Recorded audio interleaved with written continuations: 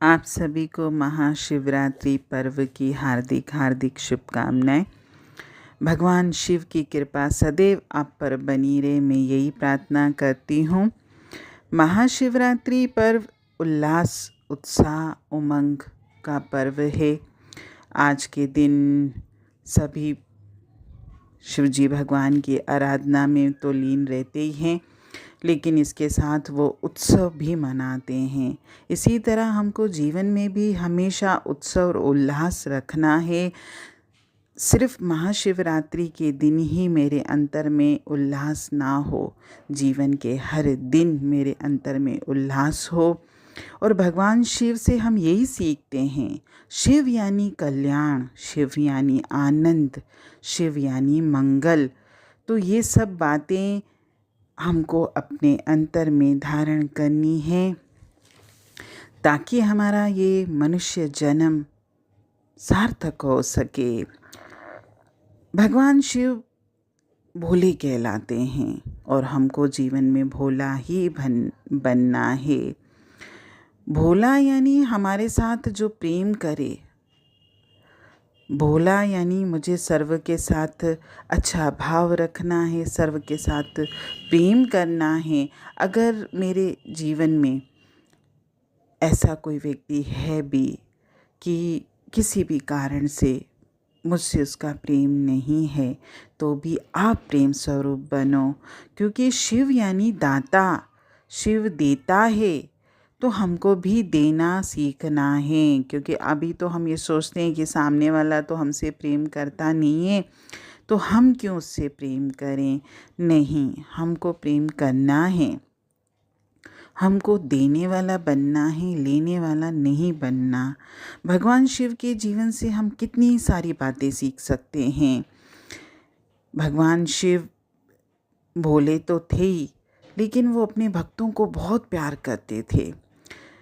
उनके एक भक्त की कहानी है छोटी सी, कि एक भोला भगत था उनका, वो लकड़हारा भी था। तो रोज़ वो जंगल में लकड़ी काटने जाता था, लेकिन शिवजी का बहुत बड़ा भक्त था। एक दिन वो जंगल में गया तो लकड़ी काटते काटते उसको बहुत देर हो गई और रास्ता भी भटक गया। तो उसे लगा कि अब रात भी हो रही है और रात के समय चलना तो जंगली जानवरों का डर रहेगा। तो वो पेड़ पर चढ़ गया। उसे पता नहीं था कि वो पेड़ बेलपत्री का था और उस पेड़ के नीचे शिवलिंग था। तो रात को जब वो पेड़ पर चढ़ा तो उसे लगा कि अगर मुझे नींद आ गई तो मैं तो नीचे गिर जाऊंगा, और नीचे गिर जाऊंगा तो जंगली जानवर मेरा शिकार कर लेंगे। तो उसने अपने आप को मतलब नींद ना आए इसके लिए उसने क्या करा कि उस पेड़ में पत्तियां थी, एक एक पत्ती करके तोड़ता जा रहा था और नीचे फेंकता जा रहा था। सारी रात क्योंकि हाथ से काम करता है व्यक्ति, तो उसे नींद नहीं आती है, तो वो इसे फेंकता जा रहा था, फेंकता जा रहा था, उसमें उसका पूरा ध्यान था। ऐसे करके पूरी रात बीत गई। सुबह जब वो नीचे उतरा तो देखा शिवलिंग पे तो हजारों में बेलपत्रियां चढ़ गई। बस वो तो बहुत खुश हुआ, लेकिन भोले बाबा बहुत ज़्यादा उससे प्रसन्न हुए और उसको आशीर्वाद दिया। तो परमात्मा के साथ अगर हम अनजाने में भी, उसने तो जानबूझ के किया नहीं, वो तो अपनी नींद भगाने के लिए वो ये काम कर रहा था।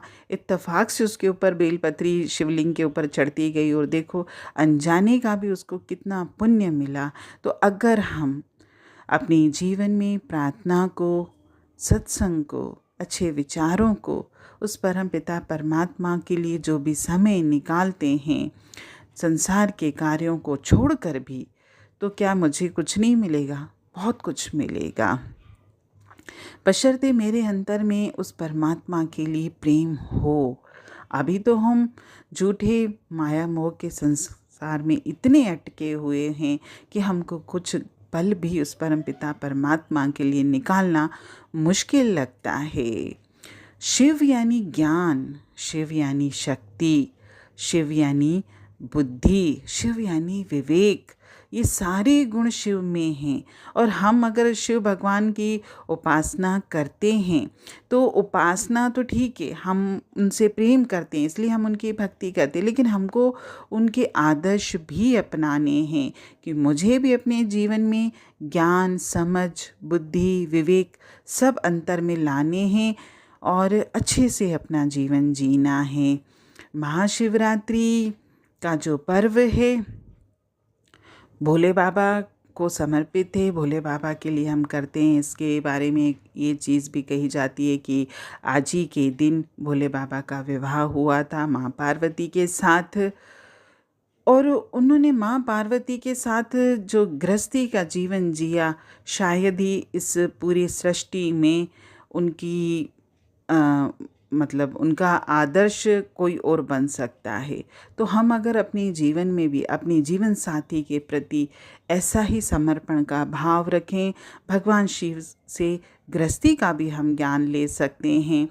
अगर भगवान शिव की इतनी सारी महिमाएं हैं, इतने सारे उसमें गुण हैं, हाँ एक और है भगवान शिव में बहुत अच्छी, जिसकी वजह से उनको नीलकंठ कहा जाता है, कि जब देवताओं और उसमें दैत्यों में युद्ध हुआ था, मतलब समुद्र मंथन के टाइम पे दोनों अमृत के लिए लड़ रहे थे, और समुद्र मंथन के टाइम पे जब विष निकला था तो शिवजी भगवान ने उस विष को धारण किया था और सृष्टि की रक्षा की थी, क्योंकि वो विष अगर धरती पर गिरता तो जिसके भी मुख में जाता वो विषैला हो जाता। तो परमात्मा ने, शिव भगवान ने सृष्टि की रक्षा के लिए भी विष को अपने कंठ में धारण किया। तो हम अगर जीवन में कोई कड़वी बात कहता भी है, जो हमको ऐसे लगता है कि कैसे बोल के गया, जहर भरे शब्द सुना के गया, तो शिव भगवान से हम ये भी सीखें कि जीवन है, जीवन है तो आपको जहर भी मिलेगा, अमृत भी मिलेगा।